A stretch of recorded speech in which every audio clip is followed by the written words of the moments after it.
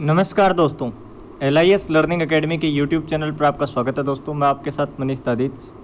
कैसे है दोस्तों आप सभी? के लिए पंजाब स्कूल लाइब्रेरियन का जो एग्ज़ाम है, आपकी एग्ज़ाम डेट दोस्तों दिनों दिन पास में आ रही है। उसी क्रम में हमारी आगे बढ़ते हुए आपके लिए जो प्रीवियस ईयर पेपर की जो सीरीज़ चल रही है, आशा करता हूँ वो आपको बड़ी पसंद आ रही होगी और आप अच्छे से डेली क्लासेस लगा रहे हैं, अपने नोट्स भी प्रिपेयर कर रहे हैं और क्वेश्चन का आंसर भी आप खुद दे पा रहे हैं, ताकि आपकी तैयारी कैसी है ये भी आप परख रहे हैं दोस्तों। तो उसी क्रम में बढ़ते हुए आगे आज का हमारा नया पेपर होगा दोस्तों, कॉलेज लाइब्रेरियन का एग्ज़ाम है, जिसके अंदर जो भी लाइब्रेरियन इन्फॉर्मेशन साइंस के क्वेश्चन पूछे गए हैं, हम उन सभी क्वेश्चन की बात करेंगे। तो आप भी आंसर देने का प्रयास करना कि आपका आंसर क्या रहता है, सही रहता है, आपकी तैयारी कैसी है, ये भी आपको मालूम पड़ेगा दोस्तों। तो दोस्तों अभी तक आपने अगर यूट्यूब चैनल को सब्सक्राइब नहीं किया तो एक बार ज़रूर सब्सक्राइब कर लेना। और ये वीडियो है जो आपके टेलीग्राम, व्हाट्सएप, फेसबुक जितने भी ग्रुप्स में आप हो लाइब्रेरियन एग्ज़ाम के, तो उनमें शेयर भी कर देना दोस्तों। और जैसी क्लास लगती है आप कमेंट में अपना फीडबैक देकर भी बताया करो कि हाँ आज आपको क्लास कैसी लगी। और मैं आपके लिए बोलता हूँ कि कमेंट में जो आंसर देना है आपको, वो भी कमेंट बॉक्स में आंसर दिया करो, ताकि आप उस क्वेश्चन को एक बार पढ़ लिया फिर उसका आंसर दोगे तो दोबारा भूलोगे नहीं दोस्तों। इसीलिए यह आपके लिए कहा जाता है कि इसका आंसर आप दोगे दोस्तों। और उस टॉपिक को आपने नहीं पढ़ा होगा तो ये कहने पर आप उस टॉपिक को पढ़ भी लेंगे, क्योंकि एग्जाम में पूछे गए क्वेश्चन है, उन्हीं टॉपिक से आए हुए क्वेश्चन है जो कि आपके एग्जाम में भी पूछे जा सकते हैं। तो आज का हमारा एग्जाम है दोस्तों, जो उसके क्वेश्चन की हम बात करेंगे। तो देखो पहला क्वेश्चन क्या है, देखिए ध्यान से। हमारा आज का पहला क्वेश्चन दोस्तों, the word classification was derived from which Latin word, कि जो क्लासिफिकेशन शब्द है, वर्गीकरण दोस्तों जिसे हिंदी में बोला जाता है, वो लैटिन भाषा के किस शब्द से उत्पन्न हुआ है, यह हमें बताना है।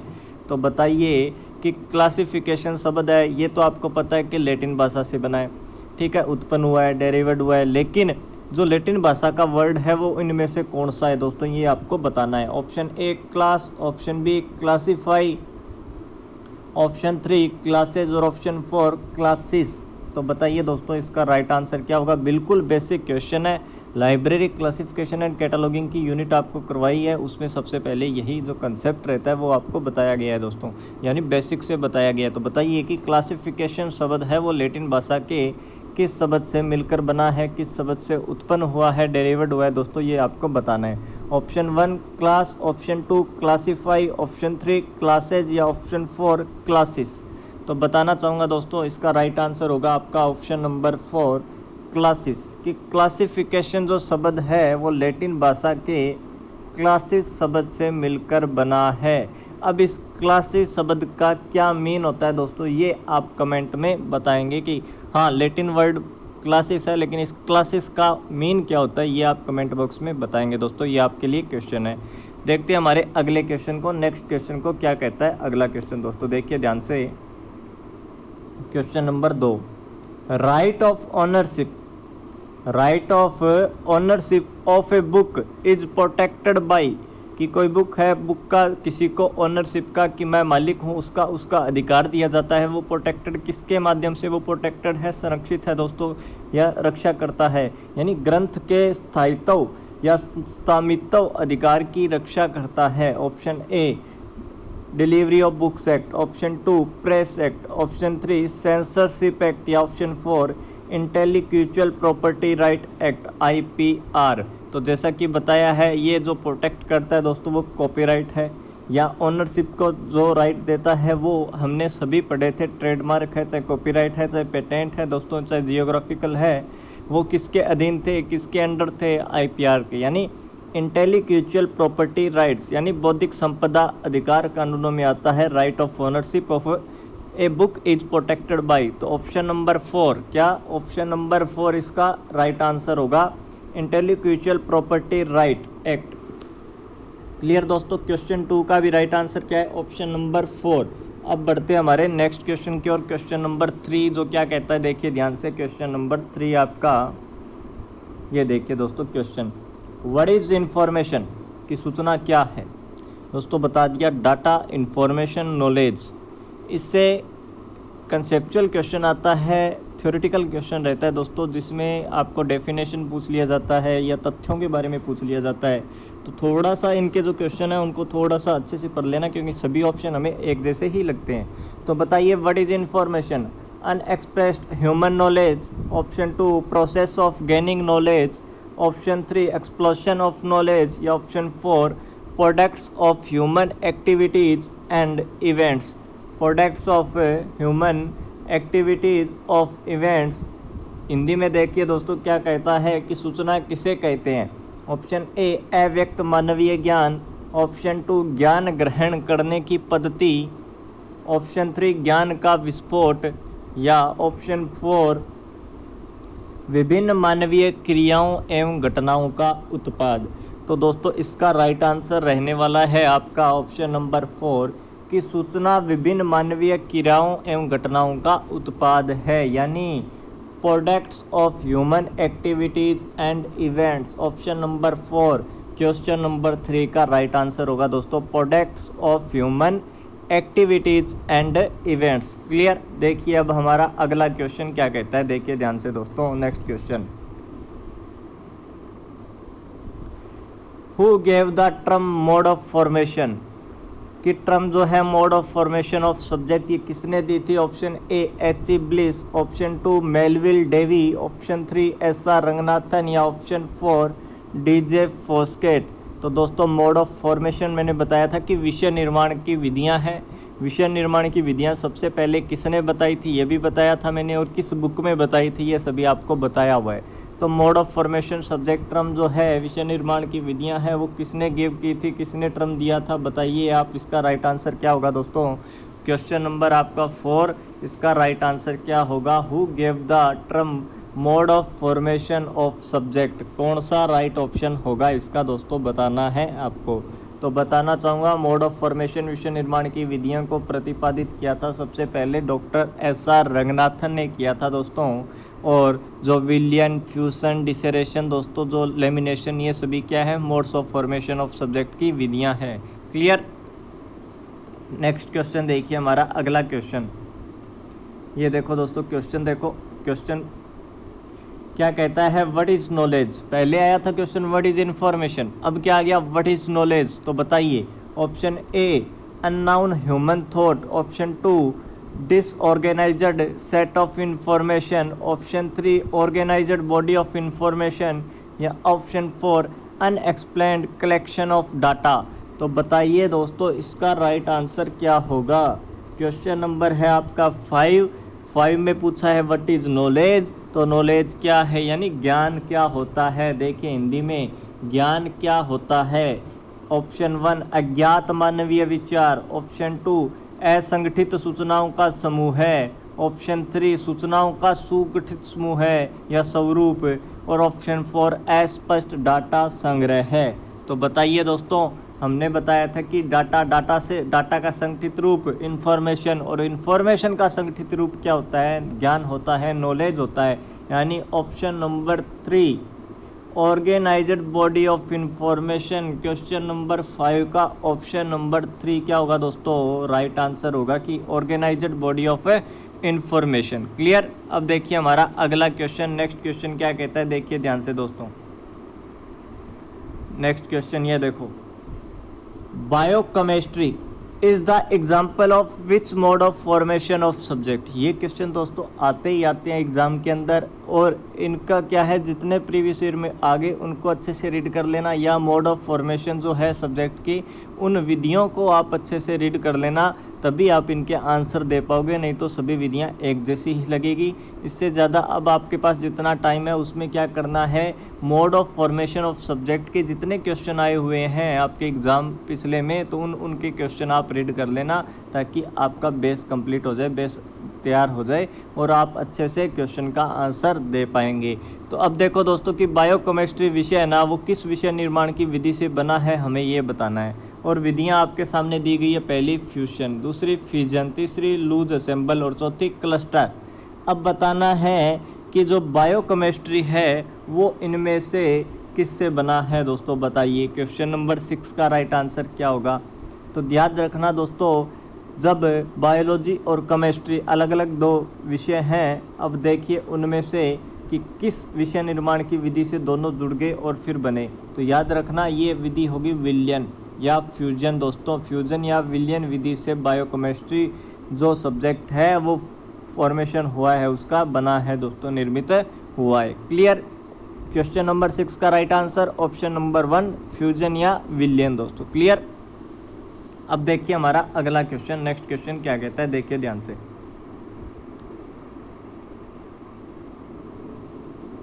The scientific method of research can be used for research, कि scientific method of research can be used for research, कि शोध में जो वैज्ञानिक पद्धति होती है दोस्तों, वो वैज्ञानिक पद्धति का प्रयोग किया जाता है ओनली इन साइंस यानी केवल विज्ञान में, ओनली इन ह्यूमैनिटीज यानी केवल मानविकी में, ओनली इन सोशल साइंस यानी सामाजिक में, या इन ऑल डिसिप्लिन्स। दोस्तों बताइए कि क्या साइंटिफिक मेथड है वो केवल एक ही स्पेसिफिक विषय के लिए यूज किया जाता है रिसर्च में, या इन ऑल डिसिप्लिन, या इन सोशल साइंस, या इन ह्यूमैनिटीज, या इन साइंस। दोस्तों रिसर्च मेथडोलॉजी आपके सिलेबस में है, तो इस प्रकार के क्वेश्चन आने वाले हैं उसके टॉपिक से रिलेटेड। या तो साइंटिफिक मेथड पूछ लेंगे, रिसर्च मेथडोलॉजी में जो जो रहते हैं मोड्स ऑफ फॉर्मेशन उसमें आ जाएगा, बिबिलियोमेट्रिक आ जाएगा, बिबिलियोमेट्री आ जाएगा, साइनोमेट्री आ जाएगा दोस्तों, ये सभी उसमें मिलेंगे, वेबोमेट्रिक्स भी आ जाएगा। और रिसर्च राइटिंग है, जो रिसर्च पेपर हैं उनको कैसे लिखा जाता है, उनके कितने भाग होते हैं, कितने पार्ट होते हैं, ये क्वेश्चन आपके आने वाले हैं। ठीक है। सिनॉप्सिस के बारे में, थीसिस के बारे में इनसे पूछ लिया जाता है। तो ये क्वेश्चन क्या है कि the scientific method of research can be used for research. बताइए कि शोध में जो वैज्ञानिक पद्धति है उसका प्रयोग किस में किया जाता है। तो दोस्तों कोई साइंटिफिक मेथड तो हर जगह लगता है, ना कि कोई स्पेसिफिक सब्जेक्ट में लगता है। यहाँ साइंस देख के साइंस मत कर देना, तो क्या करना है, इन ऑल डिसिप्लिन। क्या करना है इसका राइट आंसर कि in all disciplines scientific method use research में इन ऑल डिसिप्लिन्स करना है इसका राइट आंसर, कि सभी संकायों में लगता है दोस्तों, चाहे वो कॉमर्स हो, चाहे आर्ट्स हो, चाहे साइंस हो दोस्तों, कोई भी हो। नेक्स्ट क्वेश्चन देखिए हमारा, क्वेश्चन नंबर 8 क्या कहता है आपके सामने कि FK Durie gave the principle for. FK Durie दोस्तों व्यक्ति हैं और गेव द प्रिंसिपल, की इन्होंने प्रिंसिपल जो सिद्धांत दिया था वो किसके लिए दिया था। तो मैंने बताया हुआ है ड्यूरी का, मेलविल डेवी का, मैक्लोविन का और एस आर रंगनाथन जी ने, 4 लोगों ने दिया और 4 ही नियम दिए थे, दोनों ने, सभी ने अलग अलग। वो किस टॉपिक के लिए, किसके लिए स्पेसिफिक दिए थे। Option 1 classification, option 2 book selection, option 3 administration, या ऑप्शन 4 कैटालॉगिंग। तो बताइए दोस्तों किसके लिए दिया था FK ड्यूरी ने। तो बताया है ड्यूरी का होता है दोस्तों बुक सेलेक्शन का नियम यानी पुस्तक चयन का नियम। तो FK ने क्या दिया, बुक सिलेक्शन या पुस्तक चयन का नियम दिया था।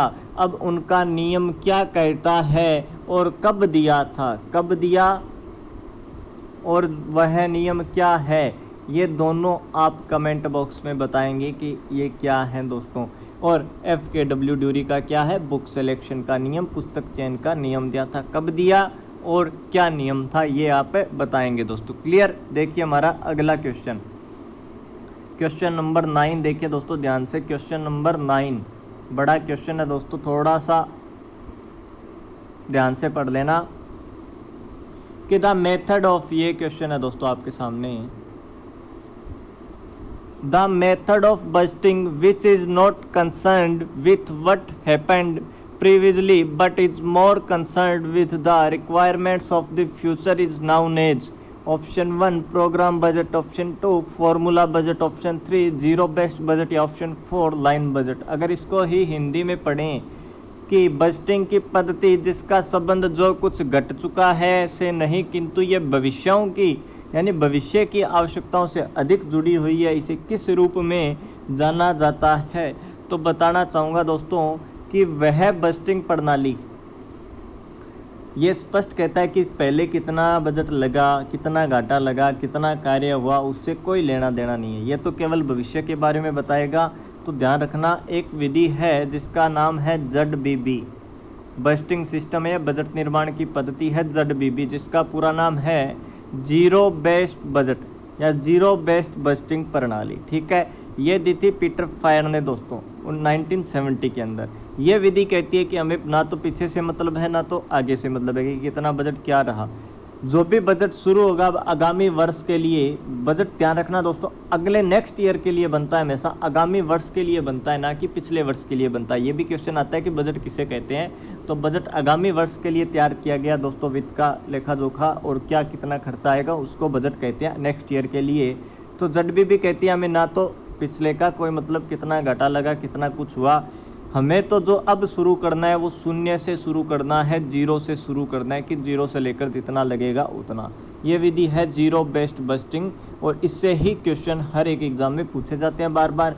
कई बार ये पूछ लिया कि कोई मतलब नहीं है जीरो बेस्ड बजटिंग है, ठीक है। कई बार पूछ लिया जाता है ZBB का पूरा नाम, कई बार ZBB किसने बनाई और कब बनाई, ये क्वेश्चन आता है दोस्तों एग्जाम के अंदर।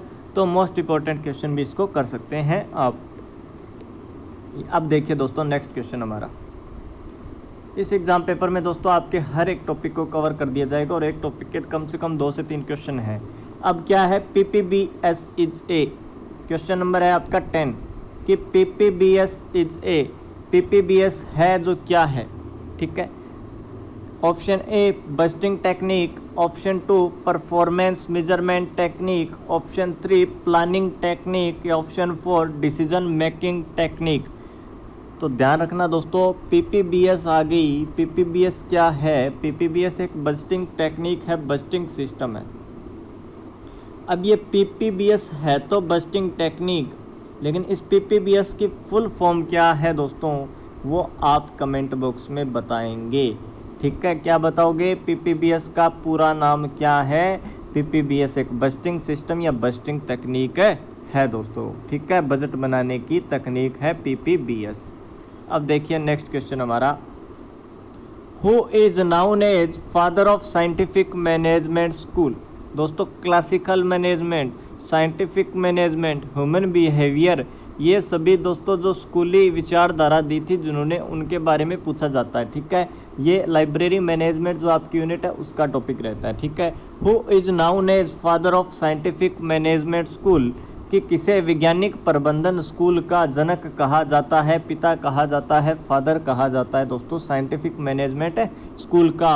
Option 1 Henry Fayol, option 2 Luther Gulick, option 3 Peter F Drucker या ऑप्शन 4 WFW टेलर।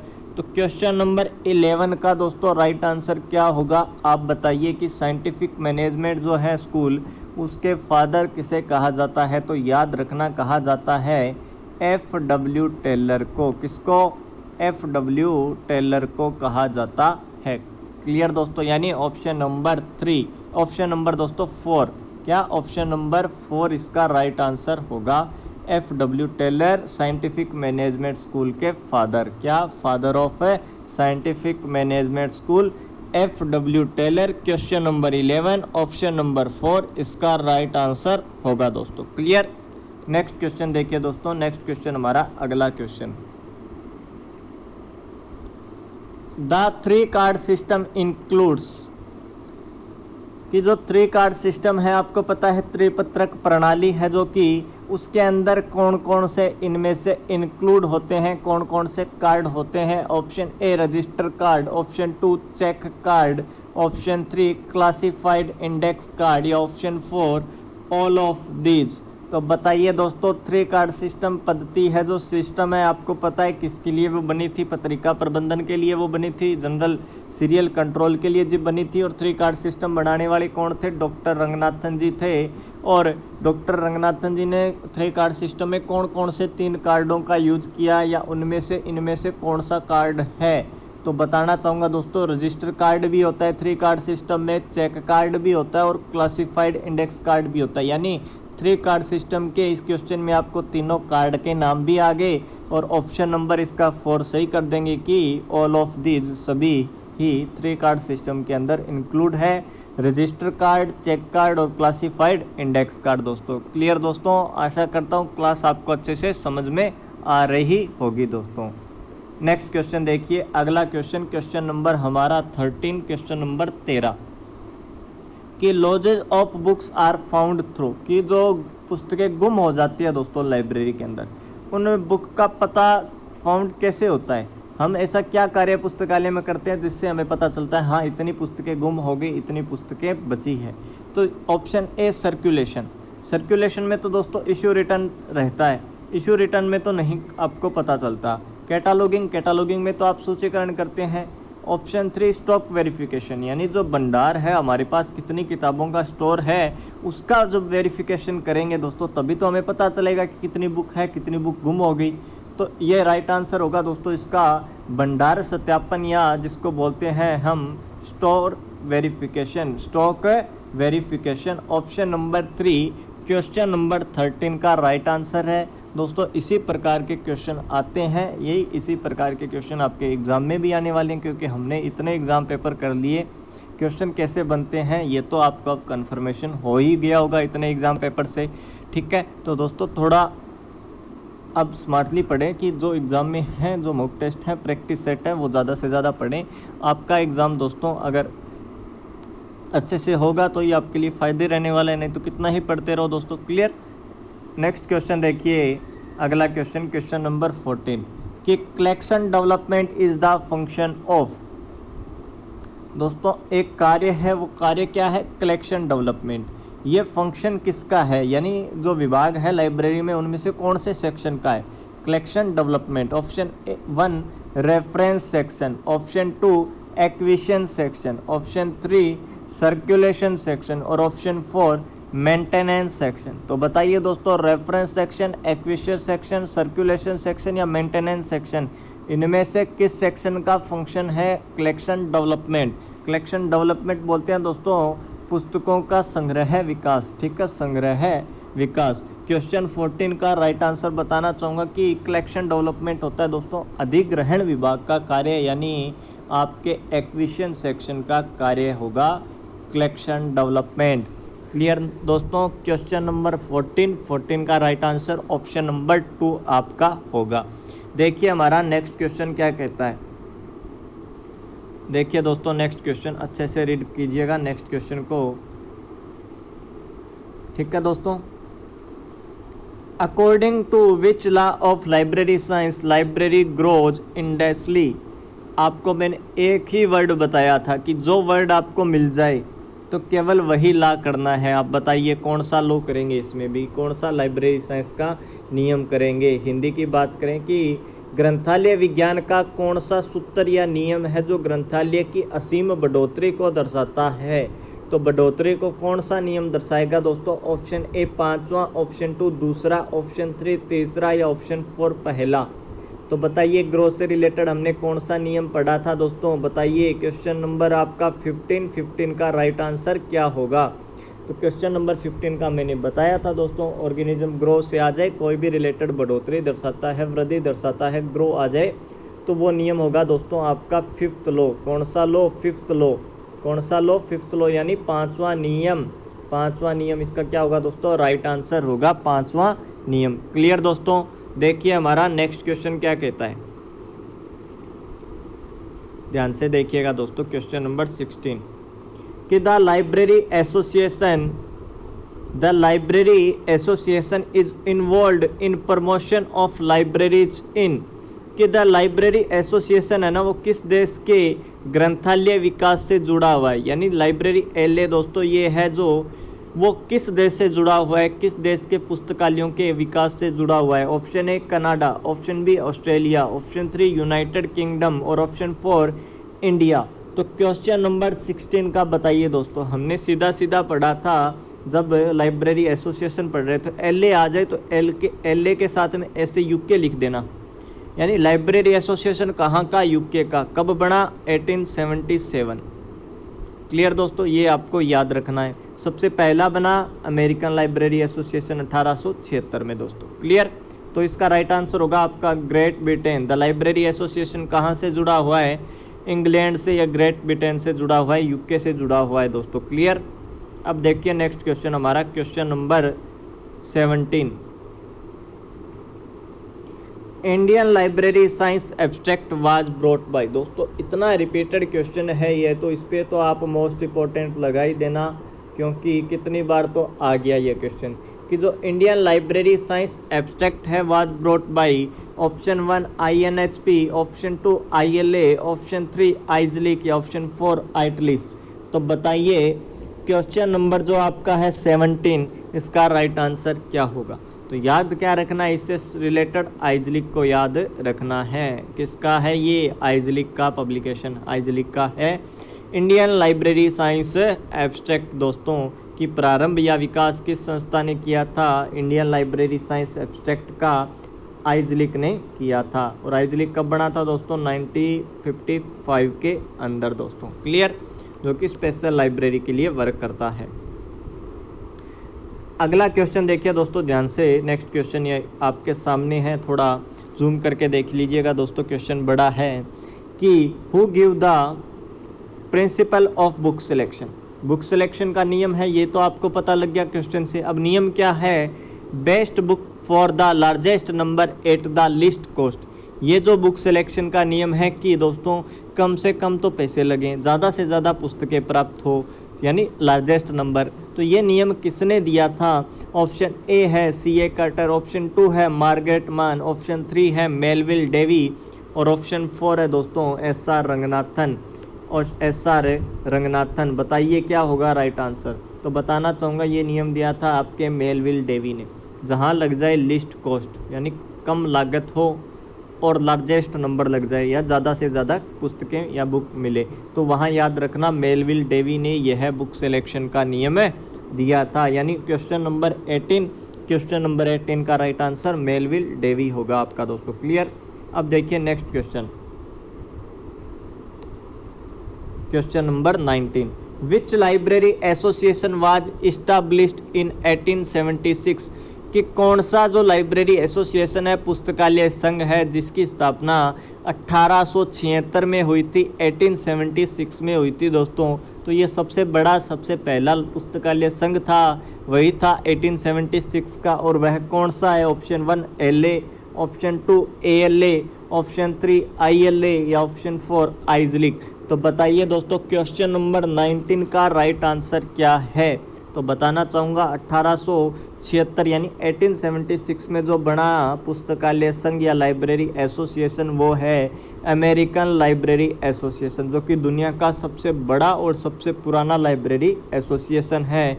यानी ऑप्शन नंबर 2 इसका राइट आंसर होगा। क्या होगा? ऑप्शन नंबर 2 इसका राइट आंसर होगा। ALA कब बना? 1876 में। अब आपके लिए क्वेश्चन क्या है कि ALA का हेडक्वार्टर कहाँ है, यानी मुख्यालय कहाँ स्थित है, ये क्वेश्चन आप बताओगे दोस्तों। क्लियर? देखिए हमारा अगला क्वेश्चन, मीनिंग ऑफ ओ इन स्वॉट। ये स्वॉट एनालिसिस है दोस्तों, जिसके अंदर ये बताना है कि इस ओ का क्या मीन होता है, ओ का क्या अर्थ होता है स्वॉट के अंदर। Option A options, option 2 opportunities, option 3 operations या ऑप्शन 4 नन ऑफ दीज। तो बताइए क्वेश्चन नंबर जो आपका 20 है, इसका राइट आंसर क्या होगा? दोस्तों स्वॉट एनालिसिस टेक्निक है, इस टेक्निक में स्वॉट में हमें बताना है ओ है जो, ओ का मीन क्या है इनमें से। तो याद रखना क्वेश्चन नंबर 20 है, उसका राइट आंसर है ऑप्शन नंबर 2 अपॉर्चुनिटीज, यानी आपके पास अवसर। क्या होगा इसका अर्थ? अवसर होगा दोस्तों।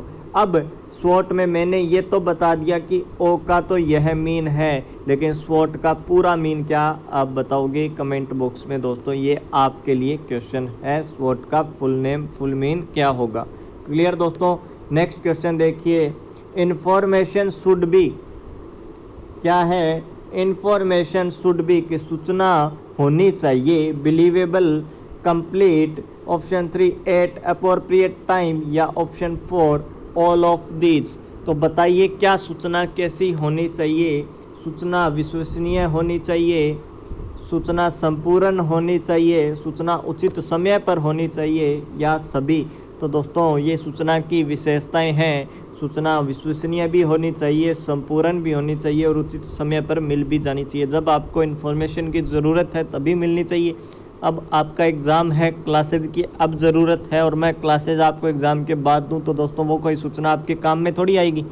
ठीक है, तो ये सूचना क्या होनी चाहिए? विश्वसनीय होनी चाहिए। विश्वसनीय है दोस्तों, सूचना संपूर्ण है और सूचना उचित समय पर मिलनी चाहिए, वो है सूचना दोस्तों। यानी ऑप्शन नंबर 4 इसका राइट आंसर होगा, इनमें से सभी। क्लियर दोस्तों? Next question, question number 22। Which is not Boolean operator, कि इनमें से बूलियन ऑपरेटर या बूलियन कारक नहीं है। ऑप्शन ए ट्रंकेट, ऑप्शन 2 और, ऑप्शन 3 एंड, या ऑप्शन 4 नोट। ये तो दोस्तों इजी सा क्वेश्चन आपको पता ही होगा। और एंड नोट ये सभी गेट है बूलियन ऑपरेटर के, जॉर्ज बुल ने जिसको बनाया था। लेकिन जो ट्रंकेटेड है, ये ट्रांसलेटेड है, यह नहीं है। यानी ऑप्शन नंबर 1 इसका क्या होगा दोस्तों, राइट आंसर होगा ऑप्शन नंबर 1। क्लियर। देखिए नेक्स्ट क्वेश्चन हमारा अगला question, question number 23। The most suitable method of putting the books on the stacks is, कि निदानी है जो अलमारियां है, जो रैंक्स है दोस्तों लाइब्रेरी में, निदानियों पर ग्रंथों की व्यवस्था का सबसे उपयुक्त तरीका, यानी किताबों की जो व्यवस्थित करेंगे, पुटिंग करेंगे, सुटेबल मेथड कौन सा है? By author, by size, by subject, या by colour of the binding, कि क्या लेखक के अनुसार, क्या साइज के अनुसार, क्या सब्जेक्ट के अनुसार, या कलर के अनुसार बाइंडिंग की है वो, उसका गत्ता या कैसा है वो, उसके अनुसार। तो बताइए क्वेश्चन 23 क्या दोस्तों, जब आप एक सब्जेक्ट वाइज किताबों को व्यवस्थित करेंगे तो वही सुटेबल मेथड होने वाला है। एक हर सब्जेक्ट की अलग अलग ना बजाय एक ही स्थान पे मिल जाए तो दोस्तों सुटेबल वही मेथड रहेगा।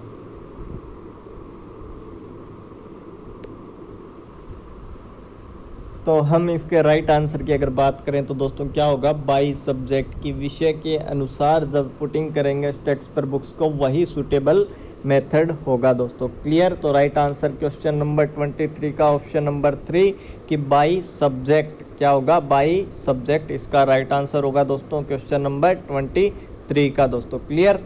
अब बात करेंगे हमारे नेक्स्ट क्वेश्चन की, क्वेश्चन नंबर 24। क्या कहता है क्वेश्चन नंबर 24, ध्यान से देखना दोस्तों। क्वेश्चन नंबर 24 क्या है, क्वेश्चन 24 नंबर क्वेश्चन है कि a division of universe of knowledge whose extension and intension are equal to the thought is, option 1 facet, option 2 knowledge classification, option 3 book classification, और option 4 specific subject. यानी दोस्तों ज्ञान जगत का वह भाग जिसका विस्तारण एवं गहनता विषय विचार के बराबर होता है उसे क्या कहते हैं? क्या उसे पक्ष कहते हैं, या ज्ञान वर्गीकरण कहते हैं, या ग्रंथ वर्गीकरण कहते हैं, या विशिष्ट विषय कहते हैं, ये हमें बताना है। क्वेश्चन नंबर 24 याद रखना, ज्ञान जगत का वह भाग जिसका विस्तारण गहनता विषय विचार के बराबर होता है दोस्तों, उसको क्या बोला जाता है? उसको विशिष्ट विषय या स्पेसिफिक सब्जेक्ट बोला जाएगा। क्या? विशिष्ट विषय या स्पेसिफिक सब्जेक्ट बोला जाएगा। क्वेश्चन नंबर हमारा अगला क्वेश्चन दोस्तों, क्वेश्चन नंबर 25 कि the internationally agreed number which is given to a books is called as, कि कौन सा इंटरनेशनल नंबर है जो एक बुक को दिया जाता है वो क्या कहलाता है दोस्तों?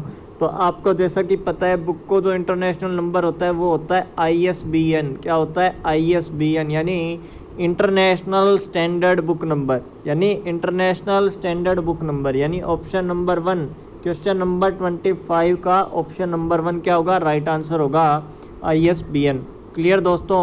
अगला क्वेश्चन देखिए हमारा नेक्स्ट क्वेश्चन क्या कहता है। नेक्स्ट क्वेश्चन देखिए कि the equivalent term for common isolate in DDC 23 edition, कि DDC के जो 23वें एडिशन में कॉमन आइसोलेट के बराबर क्या होता है? जिस तरह दोस्तों कॉलन क्लासिफिकेशन में चैप्टर होता है हमारा कॉमन आइसोलेट का, उसी तरह DDC का जो 23वां एडिशन है उसके अकॉर्डिंग भी कॉमन आइसोलेट वो होता है, लेकिन उसका नाम कुछ अलग है, यानी वो इक्विवेलेंट टर्म होती है। इक्विवेलेंट वर्ड है, सेम ही टर्म है, तो वो कौन सी है जो कॉमन आइसोलेट के टर्म के बराबर है? इक्विवेलेंट है दोस्तों।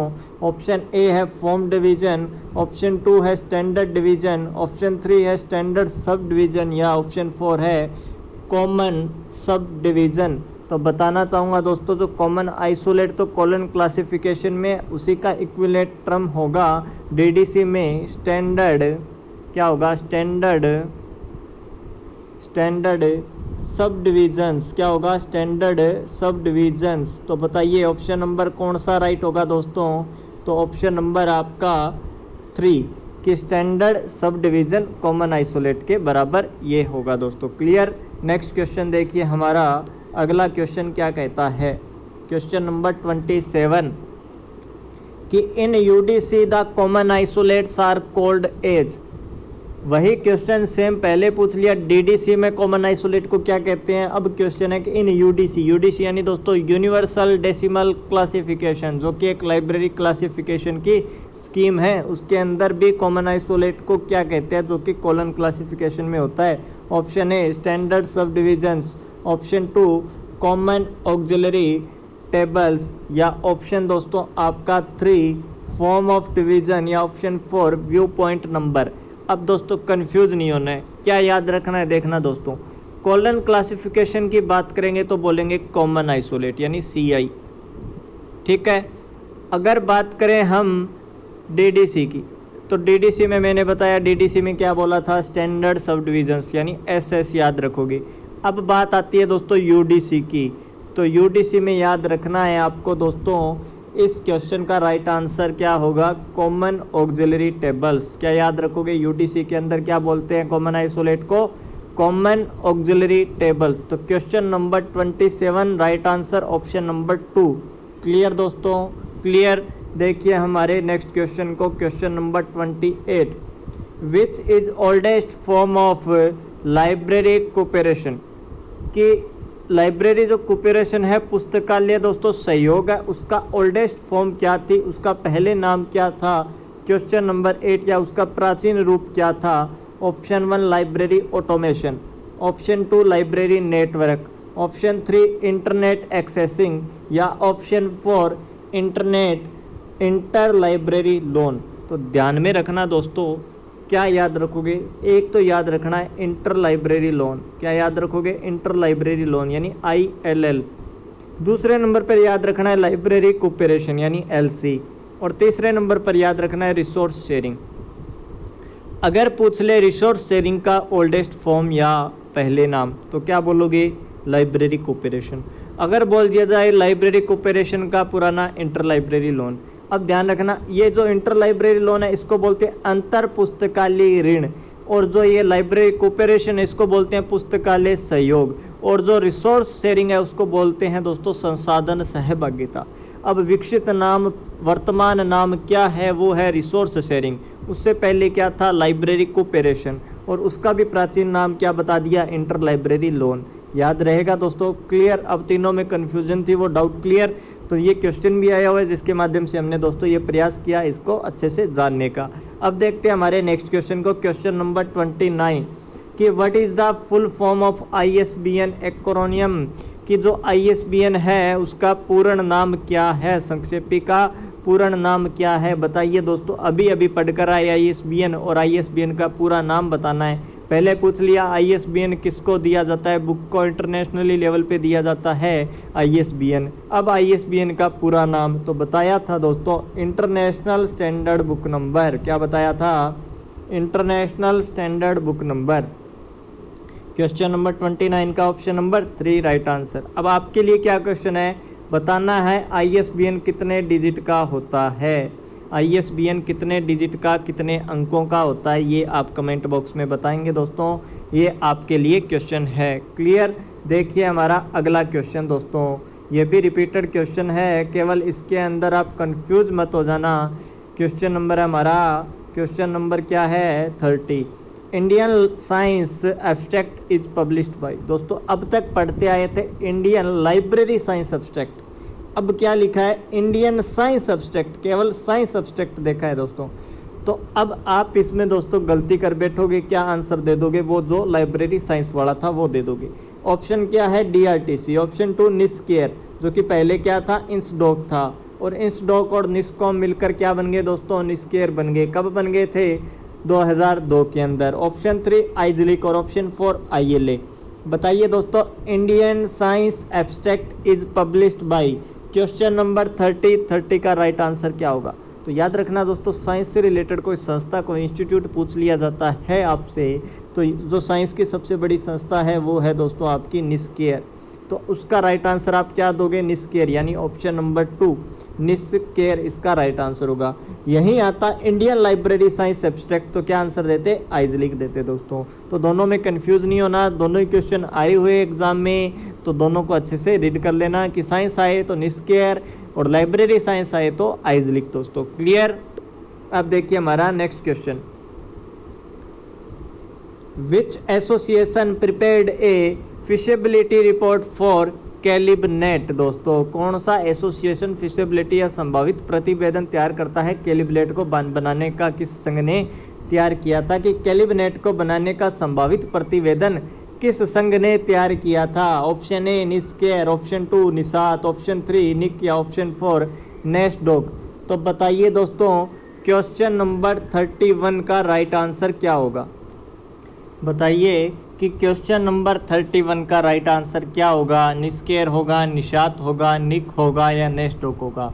तो याद रखना दोस्तों, कैलिबनेट को बनाने के लिए जो रिपोर्ट तैयार की थी वो की थी निसात ने, प्रतिवेदन तैयार किया निसात। ऑप्शन नंबर 2 इसका राइट आंसर है दोस्तों। क्लियर। नेक्स्ट क्वेश्चन देखिए हमारा अगला क्वेश्चन, ध्यान से देखना दोस्तों। मैनेजमेंट इंफॉर्मेशन सिस्टम यानी MIS गिव्स इंफॉर्मेशन फॉर की सूचना प्रबंधन प्रणाली द्वारा सूचना प्रदान की जाती है किसके लिए। Option 1 decision making, option 2 quality determination, option 3 proper direction या ऑप्शन 4 प्रिपरेशन ऑफ बजट। बताइए दोस्तों management information system MIS gives information for कि सूचना प्रबंधन जो MIS प्रणाली है वो किस प्रकार की सूचना प्रदान करती है। क्वेश्चन नंबर 32 का राइट आंसर क्या होगा। तो MIS याद रखना है, जिसका पूरा नाम मैनेजमेंट इंफॉर्मेशन सिस्टम, जो कि दोस्तों इंफॉर्मेशन देती है गिव्स इंफॉर्मेशन फॉर।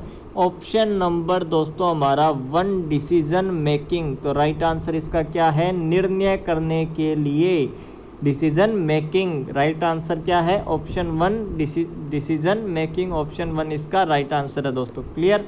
देखिए हमारा नेक्स्ट क्वेश्चन क्या कहता है।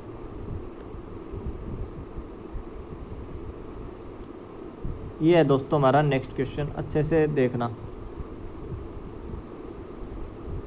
क्वेश्चन नंबर 33 कि who categories the documents into 3 kinds. कि डॉक्यूमेंट को किसने 3 कैटेगरी में बांटा था, जो कैटेगरी है प्राइमरी, सेकेंडरी, टेरिटरी। तो उनको किसने बांटा था। ऑप्शन 1 क्या कहता है, स्क्लेटर, ऑप्शन 2 ग्रोगन, ऑप्शन 3 केसवन या ऑप्शन 4 हैंसन। तो दोस्तों आप डाउट किस में रहता है, एक तो रहता है ग्रोगन, ठीक है, एक डाउट रहता है हैंसन में। इनमें से ही बताना है कौन सा है, वो दो तो गलत ही है, केसवन और स्केल्टर तो गलत है, ग्रोगन और हैंसन है, इनमें आप कंफ्यूज हो जाते हो, दोनों को मिक्सअप कर देते हो। तो याद रखना है ऊपर क्या है ग्रोगन, क्या है ग्रोगन, या अल्फ़ाबेटिकल भी क्या होता है GH आएगा बाद में, पहले क्या आएगा ग्रोगन। तो दोस्तों 3 कैटेगरीज में बांटा था जिस वैज्ञानिक ने, वो थे प्राइमरी, सेकेंडरी, टेरिटरी बांटा, उसमें वो ग्रोगन के अनुसार है। ग्रोगन के अनुसार 3 काइंड्स है डॉक्यूमेंट्स के, प्राइमरी, सेकेंडरी, टेरिटरी। लेकिन जो हैंसन है उनके अनुसार केवल 2 है, प्राइमरी और सेकेंडरी। ये आपको याद रखना है दोस्तों। क्वेश्चन नंबर 33 का option number 2 Grogan right answer होगा दोस्तों। क्लियर। अब देखिए next question, question number 34 the payment for purchase of documents should be made after. कि कोई भी हमने बुक खरीदी है दोस्तों, डॉक्यूमेंट लिया है, उसका पेमेंट खरीदने के किस के बाद किया जाता है दोस्तों। तो जैसा कि आपने एक्विजिशन सेक्शन अच्छे से रीड किया है तो आप इस क्वेश्चन का आंसर आराम से दे पाएंगे। ऑप्शन 1 है बुक सिलेक्शन, ऑप्शन 2 है बुक ऑर्डर, ऑप्शन 3 है रिसिप्ट ऑफ बुक्स और ऑप्शन 4 है एक्सेसिंग ऑफ द डॉक्यूमेंट्स।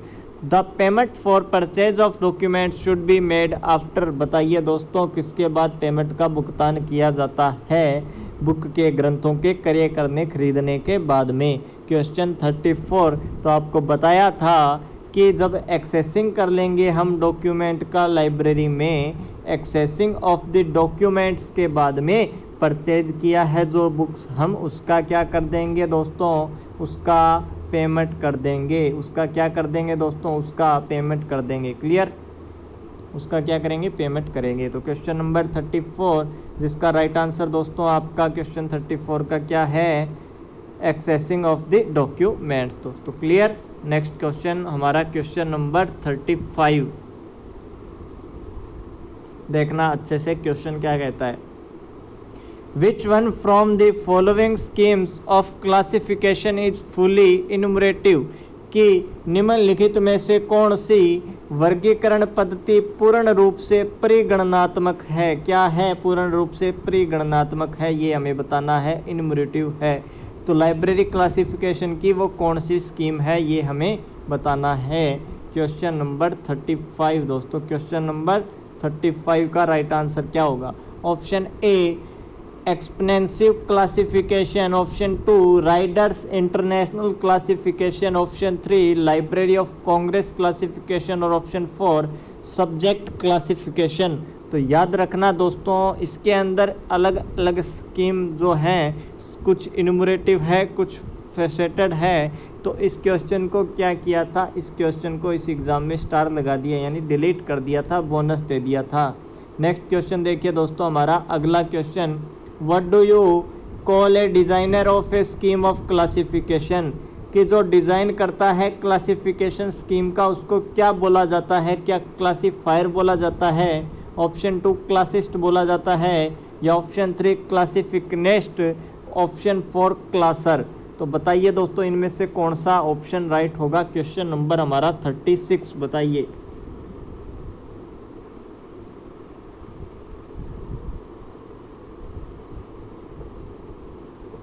तो याद रखना है, वो होता है क्लासिफिकनेस्ट दोस्तों। क्या होगा, क्लासिफिकनेस्ट होगा, जो designer of A scheme of classification होता है दोस्तों। क्लियर, क्या होगा, क्लासिफिकनेस्ट दोस्तों। क्लियर, ठीक है। नेक्स्ट क्वेश्चन देखिए हमारा अगला question, in AACR2 second the acronyms work are to be entered under, की जो एनम ग्रंथ का कार्य होता है वो किस में किया जाता है, किसके अनुसार पूछा है, AACR2 के अनुसार बताना है दोस्तों। Option 1 title, option 2 editor, option 3 subject, या ऑप्शन 4 कोलैबोरेटर। तो ध्यान में रखना, जब एनम ग्रंथ वर्गीकरण हो तो एंट्री किससे बनाएंगे, टाइटल से, शीर्षक से। तो राइट आंसर ऑप्शन 1 क्या होगा, क्वेश्चन नंबर 37 का राइट आंसर ऑप्शन नंबर 1 होगा दोस्तों। क्लियर, क्लियर, ऑप्शन नंबर 1 इसका क्या है, राइट आंसर होगा। नेक्स्ट क्वेश्चन देखिए, क्वेश्चन नंबर, शीर्षक क्या दोस्तों, टाइटल होती है आख्या, क्या बोलते हैं उसको, आख्या बोलते हैं। क्लियर। नेक्स्ट क्वेश्चन देखिए, क्वेश्चन नंबर 38, इन CCC यानी classified catalogue code the editor of series entry is called, कि जो एडिटर ऑफ सीरीज एंट्री बनती है क्लासिफाइड कैटलॉग कोड में, उसको क्या बोला जाता है। Option 1 cross reference entry, option 2 cross reference index entry, और ऑप्शन 3 बुक इंडेक्स एंट्री, और ऑप्शन 4 क्लास इंडेक्स एंट्री। तो बताइए दोस्तों, क्वेश्चन नंबर 32 का राइट आंसर क्या होगा। एडिटर ऑफ सीरीज एंट्री जो है उसको क्या बोलते हैं CCC में, तो याद रखोगे उसको बोलेंगे दोस्तों क्रॉस रेफरेंस इंडेक्स एंट्री। क्या बोलेंगे, cross reference index entry. Clear. Next question देखिए दोस्तों, हु कॉइन्ड द टर्म लिब्रामेट्री, कि लिब्रामेट्री जो टर्म है दोस्तों, ग्रंथमिति बोलते हैं लिब्रामिति बोलते हैं जिसको, वो टर्म किसने दिया, किसने कॉइन किया। Option 1 SR Ranganathan, option 2 NE brown, option 3 JD brown, और ऑप्शन 4 गेलियर ब्रदर। तो बताइए क्वेश्चन नंबर 39 का राइट आंसर क्या होगा। लिब्रामेट्री टर्म के प्रतिपादक या शब्द किसने दिया, निर्माण किसने किया, ये हमें बताना है लिब्रामेट्री का, लिब्रामिति का। बताइए दोस्तों क्या होगा राइट आंसर। राइट आंसर होगा भारतीय पुस्तकालय विज्ञान के जनक डॉक्टर SR रंगनाथन जी लिब्रामेट्री टर्म को दिया था दोस्तों। क्लियर। ये क्वेश्चन दोस्तों आपके जो रिसर्च वाला रहता है टॉपिक रिसर्च का, उसमें आते हैं लिब्रामेट्री, विविडियोमेट्री, साइनोमेट्री, वेबोमेट्रिक्स, ये क्वेश्चन उनके हैं दोस्तों। क्लियर। नेक्स्ट क्वेश्चन देखिए हमारे अगला क्वेश्चन, रिसर्च डिजाइन इन्वॉल्व्स ये देखो दोस्तों रिसर्च से रिलेटेड कि रिसर्च डिज़ाइन इन्वॉल्व कौन कौन से रिसर्च डिज़ाइन में जिसका शोध रूपरेखा के साथ में क्या है संबंध है, वो ऑप्शन बताना है। Option 1 construction of new research tool, development of theory, planning and preparing blueprint of the research work, या ऑप्शन 4 नन ऑफ दीज। तो बताइए दोस्तों राइट आंसर क्या होगा। हिंदी में जानने की कोशिश करें तो शोध रूपरेखा का संबंध है शोध के नए उपकरण बनाना, सिद्धांत का विकास, या शोध का ब्लूप्रिंट तैयार करना, या इनमें से कोई नहीं। तो बताइए क्वेश्चन नंबर 40 का राइट आंसर क्या होगा दोस्तों। तो रिसर्च डिज़ाइन इन्वॉल्व है planning and preparing blueprint of the research work, planning और प्रिपेयरिंग तैयार करना ब्लूप्रिंट रिसर्च वर्क की शोध कार्य की। तो राइट ऑप्शन ऑप्शन नंबर 3 होगा दोस्तों। क्लियर। देखिए हमारा क्वेश्चन नंबर आप 41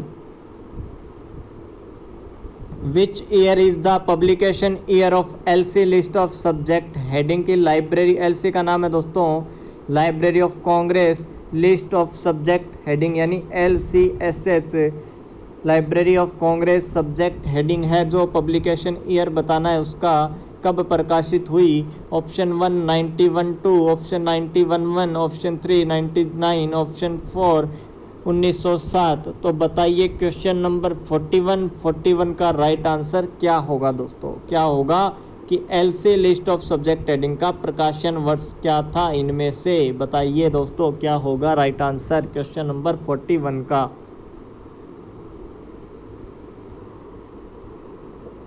तो याद रखना option number 3 1909 library of Congress subject heading 1909। Clear. अगला क्वेश्चन दोस्तों क्वेश्चन नंबर 42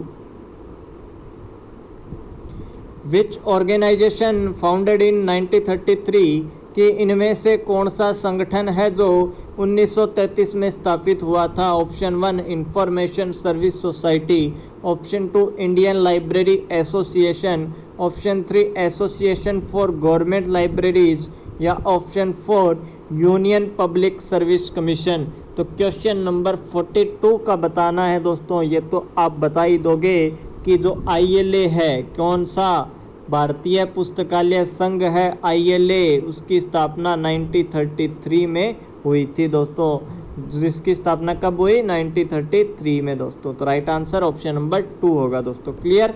देखिए हमारा next question the headquarter of ALA is at. ये मैंने आपसे पूछा भी था, अब आपके सामने क्वेश्चन भी आ गया कि जो ALA है अमेरिकन लाइब्रेरी एसोसिएशन जिसकी स्थापना 1876 में हुई थी, उसका हेडक्वार्टर कहाँ स्थित है दोस्तों।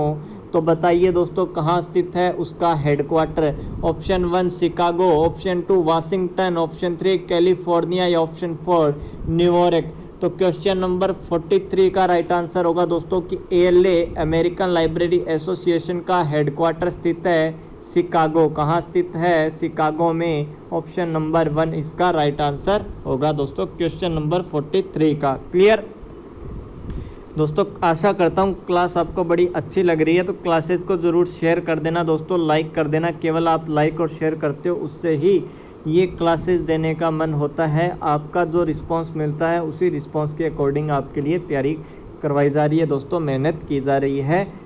क्लियर दोस्तों। नेक्स्ट क्वेश्चन देखिए question number 44 question writer is widely used tool in which type of research. तो रिसर्च टूल से भी आपके दोस्तों क्वेश्चन आ जाएंगे, जिसमें हमने पढ़ भी लिया क्या कि जो प्रश्नावली बहु उपयोगी उपकरण है दोस्तों, जो कि शोध में अपनाई जाने वाली एक टूल है, टेक्निक है। बताइए कि विच टाइप ऑफ रिसर्च में इसका यूज होता है, किसका, क्वेश्चन आंसर का है प्रश्नावली का। Option 1 case study research, option 2 historical research, option 3 experimental research, या ऑप्शन 4 सर्वे रिसर्च। तो बताइए दोस्तों क्वेश्चन नंबर 44 का राइट आंसर क्या होगा। तो बताना चाहूँगा जो प्रश्नावली उपकरण होता है रिसर्च टूल का, इसका मेनली यूज जो बात करें कहाँ है, वो है दोस्तों आपके सर्वे रिसर्च में। ऑप्शन नंबर 4 इसका राइट आंसर है सर्वे रिसर्च। क्या है सर्वे रिसर्च या सर्वेक्षण शोध में। क्लियर दोस्तों। सर्वेक्षण शोध में इसका राइट आंसर होगा प्रश्नावली का। क्लियर। नेक्स्ट क्वेश्चन देखिए, क्वेश्चन नंबर 45 दोस्तों। The first edition of CCF was published in the year. जैसा कि आपको पता है ये CCF कब प्रकाशित हुआ, ये हमें बताना है, जिसका फर्स्ट एडिशन कब प्रकाशित हुआ था दोस्तों। तो याद रखना, the first edition of CCF was published in the year क्या होगा। ऑप्शन 1 1962, ऑप्शन 2 1974, ऑप्शन 3 1984 और ऑप्शन 4 1976। तो बताइए क्वेश्चन नंबर 45 का राइट आंसर क्या होगा दोस्तों। वो है 1984। और ये CCF 1984 में इसका फर्स्ट एडिशन आया, जिसका पूरा नाम दोस्तों है कॉमन, क्या है पूरा नाम, कॉमन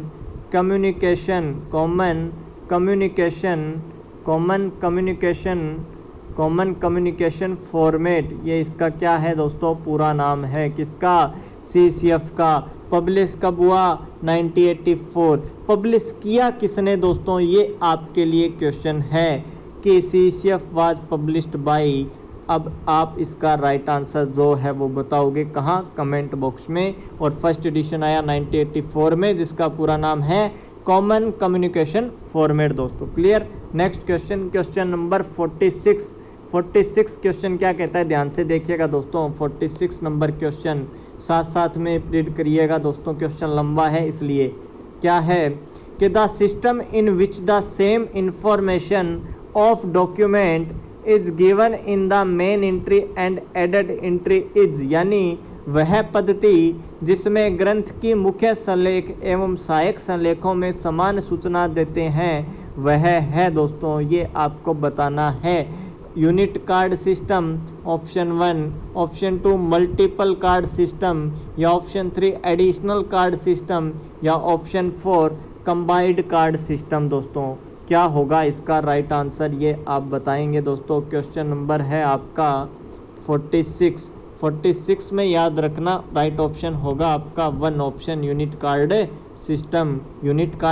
सिस्टम दोस्तों। क्लियर। ये क्वेश्चन भी दोस्तों रिपीटेड क्वेश्चन है, जो कि RPSC एग्जाम में तो आया ही आया, इसके साथ राजस्थान जो अधीनस्थ बोर्ड है उसका लाइब्रेरियन 3rd ग्रेड के एग्जाम में भी आया कि GMD in AACR2 second stands for.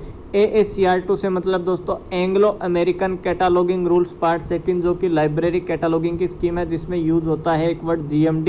वो GMD का पूरा नाम या GMD किसके लिए स्टैंड है। Option 1 general material development, option 2 general material designation, option 3 geographical material description, या ऑप्शन 4 जनरल मोनोग्राफिक डेसिग्नेशन। तो बताइए दोस्तों GMD का पूरा नाम क्या होगा, GMD का पूरा नाम क्या है। Question number 47। तो याद रखना दोस्तों, इसका पूरा नाम है जनरल मटेरियल डेसिग्नेशन।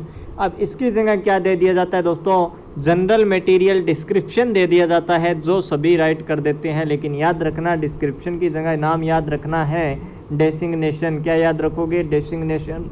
अगर हिंदी की बात करें बोलेंगे सामान्य सामग्री पद। क्या बोलेंगे, सामान्य सामग्री पद या जनरल मटेरियल डेसिग्नेशन दोस्तों। ऑप्शन 2 GMD का फुल फॉर्म होगा। नेक्स्ट क्वेश्चन देखिए, हमारा अगला क्वेश्चन क्या कहता है, the right to give orders and the power to exact obedience is known as, कि आदेश देने का अधिकार और आज्ञाकारिता स्टिक करने की शक्ति के रूप में किसे जाना जाता है। Option A power, option 2 authority, option 3 accountability और ऑप्शन 4 रिस्पॉन्सिबिलिटी। तो बताइए the right to give orders and the power to exact obedience is known as. Option 1 power, option 2 authority, option 3 accountability या ऑप्शन 4 रिस्पॉन्सिबिलिटी। तो question number 48 का याद रखना, वो है दोस्तों अथॉरिटी यानी प्राधिकार। ऑप्शन 2 इसका राइट आंसर होगा प्राधिकार दोस्तों। क्लियर। नेक्स्ट क्वेश्चन हमारा क्वेश्चन नंबर 49। देखिए ध्यान से 49 नंबर क्वेश्चन क्या कहता है दोस्तों। 49 नंबर क्वेश्चन रिपीटेड क्वेश्चन दोस्तों, important question. Who was the chairman of National Policy on Library and Information System 1986? कि जो national policy on library information system है 1986 के, उसके चेयरमैन कौन है दोस्तों? ये चेयरमैन कौन था? ऑप्शन 1 है DN Banerjee, option 2 DP Chattopadhyay, option 3 CM Pitroda या ऑप्शन 4 कल्पना दास गुप्ता। तो याद रखना दोस्तों, जो नेशनल पॉलिसी है उसका याद हमेशा रखोगे DP चट्टोपाध्याय। क्या नाम याद रखोगे? DP चट्टोपाध्याय। ऑप्शन नंबर 2 क्या होगा? Option number 2 DP Chattopadhyay. Question number 49 कि national policy on library and information system के चेयरमैन थे DP चट्टोपाध्याय। क्लियर दोस्तों? इसी क्रम में बढ़ते हुए आज की हमारी क्लास का लास्ट क्वेश्चन क्या है, देखिए ध्यान से। अंतिम क्वेश्चन, सभी आंसर देने का प्रयास करना। The significance of the year 2011 यानी 2011 for LIS education in India is, कि क्या भारत में पुस्तकालय एवं सूचना विज्ञान की शिक्षा के लिए जो वर्ष 2011 है वो क्यों महत्वपूर्ण है दोस्तों? Option 1 golden jubilee year, option 2 platinum jubilee year, option 3 diamond jubilee year या ऑप्शन 4 दोस्तों सेंचुरी ईयर यानी शताब्दी वर्ष। तो बताना चाहूँगा दोस्तों 1911 में जब W.A. बोर्डन भारत आए थे, उसके बाद से 2011 में दोस्तों 100 साल पूरे होते हैं, तो इसीलिए है दोस्तों शताब्दी वर्ष। तो क्वेश्चन हमने किए आज की क्लास में। कुल क्वेश्चन कितने किए हैं दोस्तों? क्वेश्चन किए हैं 50 क्वेश्चंस किए हैं। सभी इंपॉर्टेंट क्वेश्चन है, कॉलेज लाइब्रेरियन में आए हुए क्वेश्चन है दोस्तों। कॉलेज लाइब्रेरियन के लेवल के देखो ये क्वेश्चन ये पूछे गए हैं, तो दोस्तों आपका एग्जाम तो केवल स्कूल लाइब्रेरियन का है, तो क्वेश्चन सिमिलर ही रहते हैं दोस्तों, एक जैसे ही क्वेश्चन आते हैं, ज़्यादा हार्ड क्वेश्चन भी नहीं आते, ज़्यादा इजी भी आ जाते हैं कई बार, और मॉडरेट रहता है दोस्तों एग्जाम पेपर। तो आप केवल जो क्वेश्चन आ रहे हैं उनको अच्छे से रीड करते जाइए, अपने टॉपिक को कवर करते जाइए दोस्तों। फालतू की बातों में ध्यान मत दें, ताकि आप कंफ्यूज होंगे, उतने ज़्यादा कंफ्यूज होंगे आपकी तैयारी पर प्रभाव पड़ेगा दोस्तों। तो आशा करता हूं दोस्तों आज की क्लास आपको बड़ी पसंद आई, तो क्लास को ज़रूर शेयर कर देना, लाइक कर देना। आने वाली क्लास के लिए दोस्तों यूट्यूब चैनल को सब्सक्राइब भी कर देना, बेल आइकन पे क्लिक कर देना, ताकि आपके पास में नोटिफिकेशन मिलती रहे दोस्तों। क्लियर? धन्यवाद दोस्तों।